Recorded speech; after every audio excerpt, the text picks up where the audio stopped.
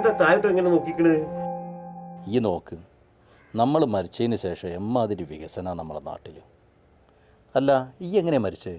ഞാൻ മരിച്ചത് 10 കൊല്ലം മുമ്പാണല്ലോ. അന്നേ പവർ കട്ടിൻ്റെ ലോഡ് ഷെഡിങ്ങിൻ്റെ അയ്യൊരു കളിയല്ലേ.